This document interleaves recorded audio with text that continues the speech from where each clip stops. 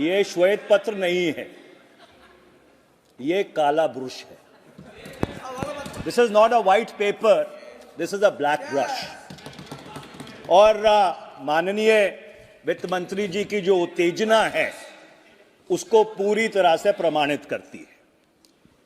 भारत का इतिहास, रविशंकर जी बैठ जाइए, अब सुनने की क्षमता रखिए, अब सुनने की क्षमता रखिए, बैठ जाइए। अरे ऐसे बीच में खड़े हो जाते हैं आप। अध्यक्ष जी, भारत का इतिहास 2014 में शुरू नहीं हुआ था। भारत का इतिहास वर्षों और दशकों पुराना इतिहास है। और अगर आप श्वेत पत्र लाना चाहते तो आपको श्वेत पत्र जुलाई 2014 में लेके आना था। मैं समझ सकता था कि आप श्वेत पत्र फरवरी 2015 में लाते, पर फरवरी और 2024 में श्वेत पत्र लाने का सिर्फ एक राजनीतिक उद्देश्य है। This is a political manifesto, this is not a white paper. मैं 2004 में जब यूपीए की सरकार बनी, जिसका नेतृत्व प्रधानमंत्री डॉक्टर मनमोहन सिंह जी और यूपीए की चेयरपर्सन श्रीमती सोनिया गांधी जी कर रहे थे, हमने ऐसे मूलभूत सुधार किए जिससे इस देश की जो नींव है, आर्थिक, सामाजिक, राजनीतिक नींव को हम लोगों ने मजबूत किया। सबसे पहला आरटीआई का कानून, सूचना का अधिकार, 130 करोड़ लोगों को सूचना का अधिकार दिया कि 10 रुपए की अर्जी देके आप नो ट्रांसलेशन 10 रुपए की अर्जी देके आप ब्लॉक से लेके राष्ट्रीय स्तर तक किसी भी सरकार से कोई भी सूचना मांग सकते थे। मैं दुर्भाग्यपूर्ण बात है और खेद के साथ यह बात कह रहा हूं कि 2014 से लेकर 2024 तक उस सूचना के अधिकार के किस तरह से परकच्छे उड़े, यह कहानी सबको मालूम है। दूसरी बड़ी उपलब्धि मनरेगा का कानून। 2005 में जब यूपीए की सरकार मनरेगा का कानून लेके आई और हमने कानूनी तौर पर यह सुनिश्चित किया कि 100 दिन जिसको काम चाहिए उसको काम मिलेगा। मैं आपसे यह बात पूछना चाहता हूं, 2014 से लेकर 2024 तक आपने उस 100 के 101 दिन क्यों नहीं किए? आपने उस 100 का 101 दिन नहीं किया। हां, उस कानून को आप कोसते रहे और उस कानून की जो असलियत है उसके ऊपर मैं बाद में आऊंगा। तीसरा, निशुल्क शिक्षा का कानून कि 6 से लेकर 14 वर्ष तक पूरे देश में जात धर्म से ऊपर उठकर जिस बच्चे को शिक्षा चाहिए उसको निशुल्क शिक्षा दी जाएगी। और चाहे बड़े से बड़ा निजी स्कूल हो, चाहे कोई भी स्कूल हो, 25% जो सीटें थी वो आरक्षित की गई। जो इकोनॉमिकली वीकर सेक्शन, आर्थिक रूप से जो कमजोर परिवारों से आते थे। उसके बाद नेशनल फूड सिक्योरिटी एक्ट, इस देश की 77% के ऊपर गेहूं, चावल, मोटा दाना देने का काम किसने किया? यूपीए की सरकार ने किया। 5वां, आधार, जिसने मूलभूत आधार रखा, जिसके ऊपर जितना ढांचा बना हुआ है वो किसने शुरू किया? और जब यूपीए ने सरकार छोड़ी तो उस समय 80 करोड़ से ज्यादा आधार कार्ड बने हुए थे।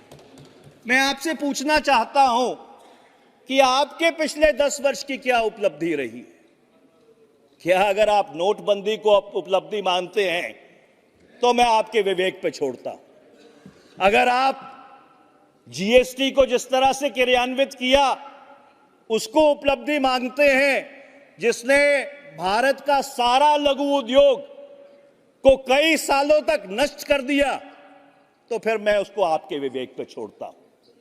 मैं उम्मीद करूंगा जब वित्त मंत्री अपना इस मोशन के ऊपर जवाब देंगी तो जरूर इस सदन को बताएंगी कि आपकी सरकार की ऐसी कौन सी 5 बड़ी उपलब्धियां रही हैं तो आपके 10 साल के कार्यकाल में।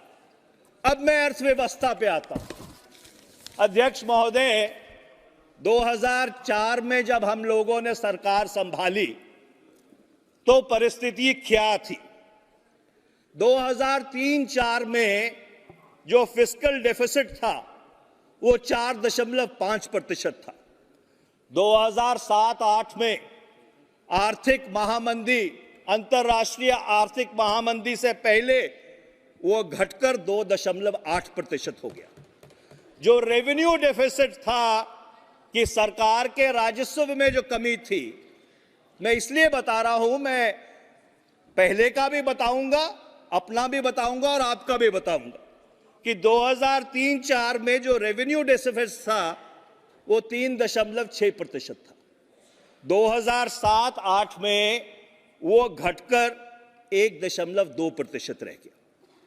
जो सेविंग्स टू जीडीपी रेशो था कि जो आप बचत करते हैं जिससे अर्थव्यवस्था चलती है, वो 2003-04 में 29.8% था, जो 2006-07 तक बढ़कर 34% हो गया। जो इन्वेस्टमेंट टू जीडीपी रेशो था वो 2003-04 में 28.2% था, जो 2006-07 में बढ़कर 35.9% हो गया। 1998 से लेके जब 2004 तक आपकी सरकार रही, जो न्यूनतम समर्थन मूल्य था, एमएसपी थी, उसको आपने सिर्फ 30 रुपए से बढ़ाया था। 2004 से लेके 2008 तक वो जो न्यूनतम समर्थन मूल्य था वो 300 रुपए बढ़ा था, और 1998 से लेके 2000, जो 2004 से लेके 8 तक गिर के 5.12% रह गया। और जो अर्थव्यवस्था का है बढ़कर सबसे पहले बचत, फिर खपत, सेविंग्स, कंजम्पशन, फिर निवेश, इन्वेस्टमेंट, प्रोडक्शन और फिर रोजगार। अब इनकी जो कहानी है वो आंकड़े अपने आप बयान करेंगे। वर्ष 2013-14 में, जिसको आप कहते हैं कि भारत की अर्थव्यवस्था फ्रेजाइल 5 में पहुंच गई थी, अर्थव्यवस्था को लकवा मार गया था, कई अलंकरण इस्तेमाल किए गए, रविशंकर प्रसाद जी को तो याद ही होगा। अब उसकी असलियत क्या है? 2013 में जो सेविंग्स टू जीडीपी रेशो था वो 34% था। 2022 में वो गिरकर 30% रह गया। जो प्राइवेट फाइनेंशियल कंजम्पशन एक्सपेंडिचर था वो 2013-14 में 60% था। 2023-24 में वो गिर के 56.9% रह गया। जो इन्वेस्टमेंट टू जीडीपी रेशो था 2013-14 में 33.8% था। और वित्त मंत्री जी, जो जवाब आपने 2 दिन पहले दिया है उसमें आपने इस बात को कबूला है कि वर्ष 2023-24 में वो गिर के 29.20% रह गया है। और इसका कारण ये है कि मैंने ये बात फाइनेंस बिल के दौरान भी कही थी कि पिछले जो 3 साल से कोविड के बाद आपका वित्तीय घाटा है जो 17-18 लाख करोड़ की रेंज में चल रहा है, वो प्राइवेट इन्वेस्टमेंट को क्राउड इन नहीं कर रहा है, वो प्राइवेट इन्वेस्टमेंट को क्राउड आउट कर रहा है। जब सरकार ही इतना कर्ज लेती है बाजार से अपना खर्चा चलाने के लिए, अपने बजट को बैलेंस करने के लिए, तो जिस निजी क्षेत्र को आपने 2019-20 में इतने बड़े बड़े कंसेशंस दिए थे उस निजी क्षेत्र को तो वो मार्केट एक्सेस मिल ही नहीं पाता। मैं आगे चलता हूं, जो ग्रॉस कैपिटल फॉर्मेशन थी 2013-14 में वो 33.8% थी, 22-23 में गिरकर 31.4% रह गई। अब आप बेरोजगारी के दर पे आइए।